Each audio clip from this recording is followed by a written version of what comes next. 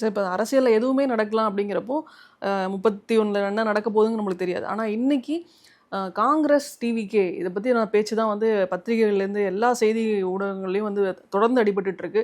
காங்கிரஸோட மிக முக்கிய ஒரு நபர் வந்து விஜயை சந்தித்ததாகவும் அது ராகுலுக்கும் சோனியாவுக்கும் தெரிந்தே இந்த விஷயம் நடந்திருக்கதாகவும் சொல்கிறாங்க இல்லையா?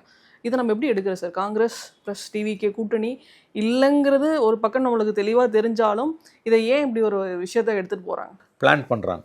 பிரவீன் சக்கரவர்த்தி காங்கிரஸில் அவங்களோட அந்த IT cell, some sort of an IT cell or technical cell, what ever name you call it, professionals association ஒன்று வச்சுருக்காங்க. தொழில் ரீதியாக டாக்டர்ஸ், இன்ஜினியர்ஸ், லாயர்ஸ், மெத்த படிப்பு படித்தவர்கள், பல்துறை வித்தகர்கள், கல்வியாளர்கள்னு வச்சுக்கலாம் பொதுவாக. அதுக்கு ஒரு விங்கு வச்சுருக்காங்க. அந்த விங்குக்கு அவர் தான் லீடரு. ப்ளஸ் அவங்களோட ரிசர்ச் விங்கு எல்லாத்துக்கும் சேர்த்து ஒரு நபர் இருக்கிறார், பிரவீன் சக்கரவர்த்தி என்று. அவர் தான் இந்த செய்திகளை கசிய விடுறாருன்றாங்க. காங்கிரஸ் ஹைகமாண்ட் இதை பண்ணலை. திட்டமிட்டு கடந்த 3 நாட்களாக இது தமிழக ஊடகங்களில் வருது.